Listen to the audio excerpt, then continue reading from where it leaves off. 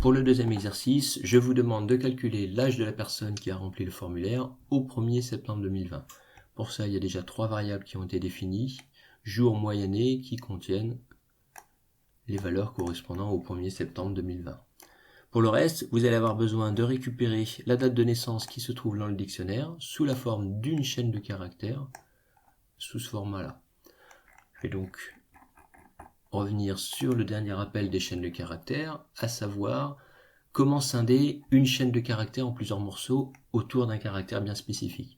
On va pouvoir faire ça à l'aide de la méthode split appliquée à une chaîne de caractères. Par exemple, si une chaîne instant contient un instant en heure, minute, seconde, je vais pouvoir découper cette chaîne en 3 chaînes en utilisant comme séparateur les 2 points de cette manière-là. Si j'exécute ceci, on voit que j'obtiens 3 nouvelles chaînes stockées dans une liste. Donc je vous rappelle que les listes sont repérées à partir des indices 0, 1, 2, ici, puisqu'il y a 3 caractères, 3 éléments. Et donc chacun de ces éléments, je pourrais par exemple les stocker ici dans une variable. Les heures correspondent à résultat de 0, les minutes résultat de 1, et les secondes résultat de 2.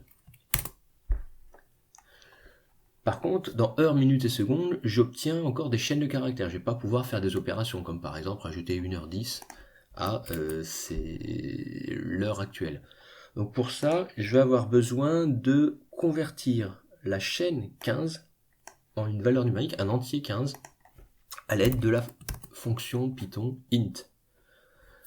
Donc je vais récupérer ce qu'il y a dans la variable heure, qui est une chaîne de caractères, le convertir en entier. Je peux faire pareil pour les minutes. Et par exemple aussi pour les secondes, bien que là j'en aurai pas besoin par la suite. De cette manière, j'obtiens 3 variables, cette fois-ci qui sont entières, et je peux faire des opérations comme rajouter 1h10 en rajoutant 1 aux heures, 10 aux minutes, et pour les secondes, ici en l'occurrence il n'y a rien à rajouter, c'est 0. Je peux d'ailleurs afficher ces valeurs, heure num, minute num, seconde num, et j'obtiens maintenant 16h30, 32. Pour le coup, cette fois, il s'agit d'entiers. Si je veux remettre ces valeurs dans une chaîne de caractères, il y a l'opération inverse de int qui va être str, string, pour convertir une valeur entière en une chaîne qui contient la représentation texte de cette valeur. Donc je peux convertir comme ça, retrouver les nouvelles heures, les nouvelles minutes, en faisant cette opération-là. Et par exemple, écrire le nouvel instant. Maintenant, comme il s'agit des chaînes de caractères, si je vais plus entre les heures 2 et minute 2, ça va les mettre bout à bout.